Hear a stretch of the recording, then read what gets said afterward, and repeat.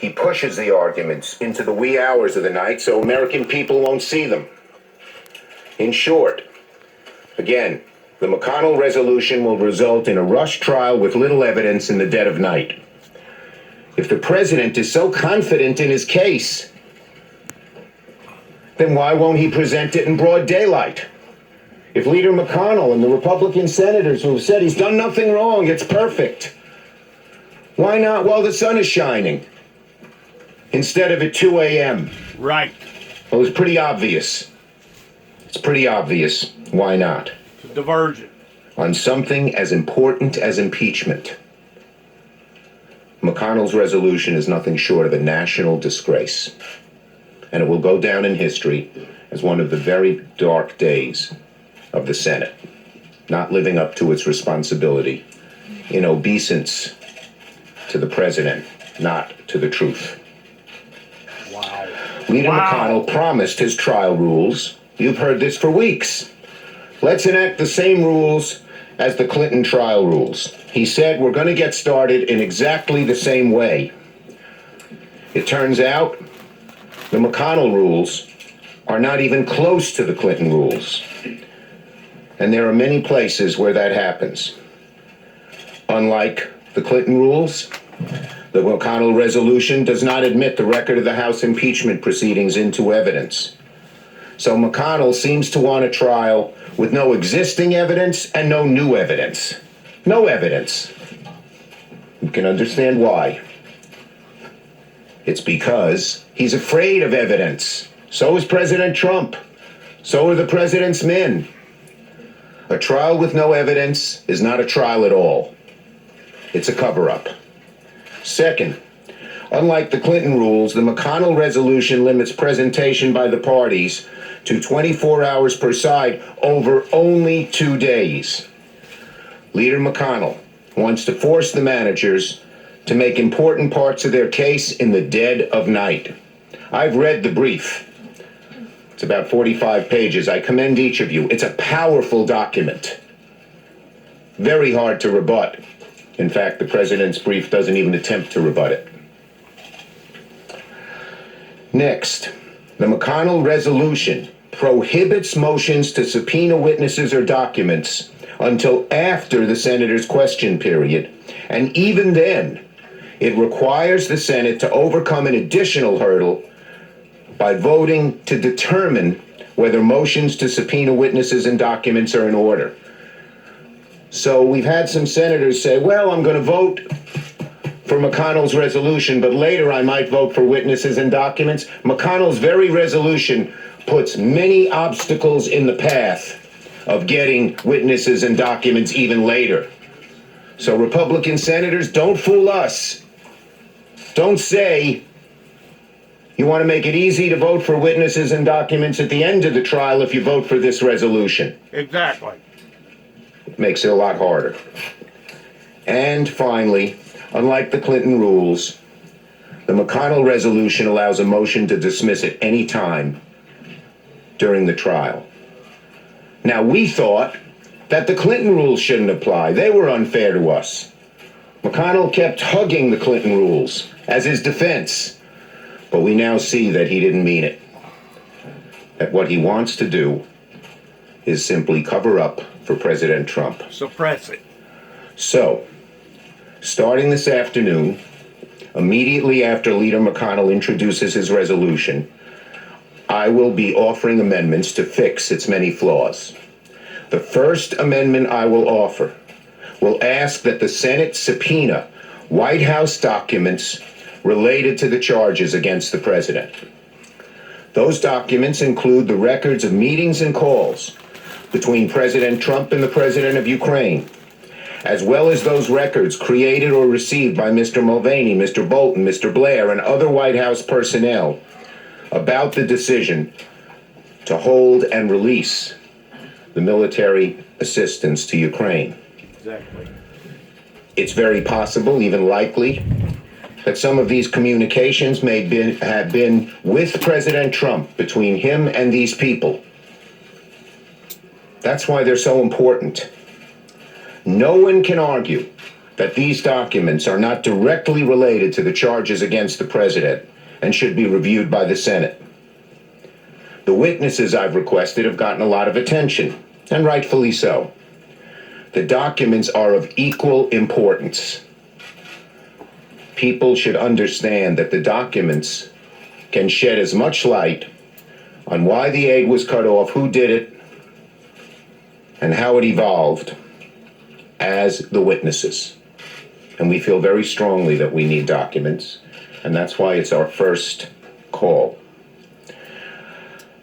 I will then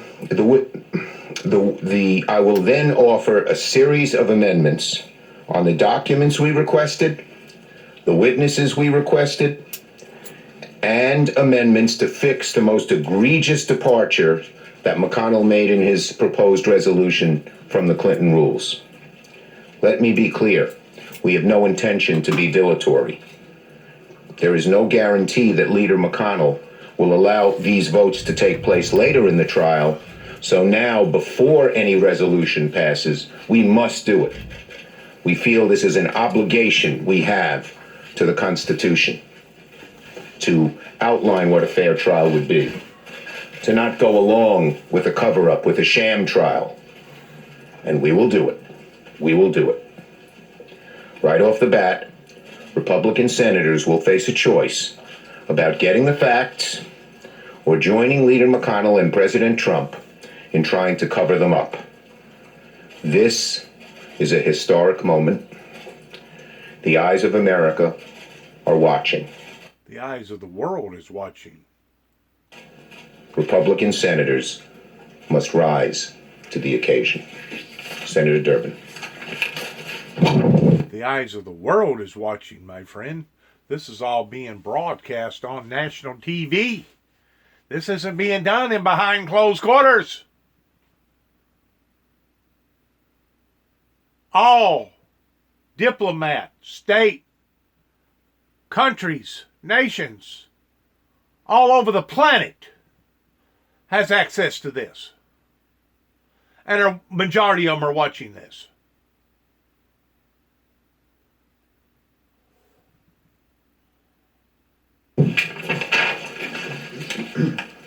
You're not on here, but oh yes, sir. Thank you, Senator Schumer. From this very first day of the impeachment trial, we learned that for Senator McConnell, political loyalty to this president is more important than respect for the Constitution, the integrity of the Senate, and standards of common decency and decorum which have been prevalent in this body from its start. With this organizing resolution outlining the course of the trial, Senator McConnell and those who enable him demonstrate that Republicans believe the American people are not entitled to judge for themselves whether President Trump abused the power of his office and obstructed this Congress in the discharge of its constitutional duties. Senator McConnell and those who enable him believe that if they hurry the proceedings, restrict the evidence, limit the witnesses, and force the whole enterprise into the midnight hour, they can conceal misconduct by the president. They believe the American people will not take notice. They're wrong. The American people are not asleep at the wheel of this democracy. They are wide awake to any senator or president who disrespects their constitutional duties or claims to be above the law. Donald John Trump, the impeached president, insists he is innocent, a victim of a witch hunt, a cruel hoax. Yet this president is unable and unwilling to produce any evidence or any witness in his own defense. Instead, America is subjected to an endless blizzard of mindless tweets from the White House and the ravings of the president's trusted legal counsel, the former mayor of New York City. For Senator McConnell and those who enable him, this self-serving foolishness passes for a credible defense. Under the principles of American justice, of course, the accused, in this case the president, cannot be compelled to testify. But the McConnell resolution goes to the extreme of attempting to limit the House managers from introducing into evidence the documents and sworn testimony that were produced even in the House impeachment proceedings. This McConnell resolution directly contravenes the rules followed in the Clinton impeachment trial. As of this morning, a majority of Americans are calling for this president to be impeached and removed from office. Even Senator McConnell's loyalty to this president and his corruption of this Senate trial cannot escape this stark reality. If Senator McConnell has his way, critical moments in this trial may not see the light of day, but they will not escape the light of history. Senator Murray. Well, thank you very much. Last week, my colleagues and I signed our names in the official Senate record affirming our promise to, quote, do impartial justice. It was a sobering experience, especially since Senator McConnell has explicitly said he would do the complete opposite. He said no to impartial justice in spite of the careful and thorough investigation the House conducted, in spite of President Trump's unprecedented stonewalling, which denied Congress access to key material witnesses and documents directly related to the president's actions during the House investigation, in spite of the president's continued refusal to provide any credible defense against the allegations against him, including in the trial brief we saw this weekend. And the majority leader's position has not changed despite new evidence made public in recent days, which lays out a complex web of falsehoods and corruption surrounding the president's actions in Ukraine.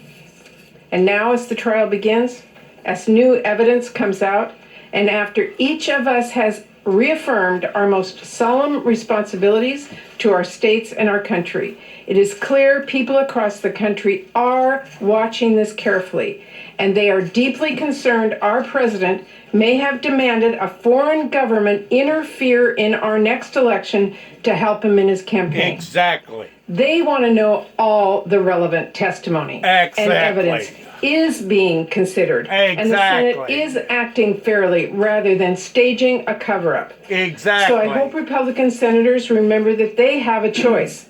I hope they choose to recognize we cannot do our job as senators to, quote, do impartial justice without key documents and witness testimony that has so far been hidden from the public. And I hope they choose to work with Democrats to make sure fairness and honesty is in this process, because that is what the people we represent deserve. Absolutely. And I want to make one more point. The president's actions are on trial, but the United States Senate is on trial too. I've heard many Republicans say they want a trial modeled after the Clinton impeachment trial. But I will remind all of us that at the end of that trial, no one doubted the Senate had acted fairly and honorably. That's the truly critical test before us in this institution, beginning today. And to be clear, we will fail that test with dead of night, rushed cover-up resolution like the one Majority Leader McConnell has put forward. We all need to remember the oath we took and act in ways that prove the Senate and all of our democratic institutions are worthy of the public's trust. Amen, now yes. and for generations to come. Amen. We all need to vote today for evidence and fairness, not a sham designed to protect an impeached president from the facts. Thank you. Thank you, Senator Murray. Senator Stepien. Thank you. Ms. McConnell's resolution. This poor soul right here, I could tell by looking at her, she was just absolutely disheartened in what was being done and what was being said.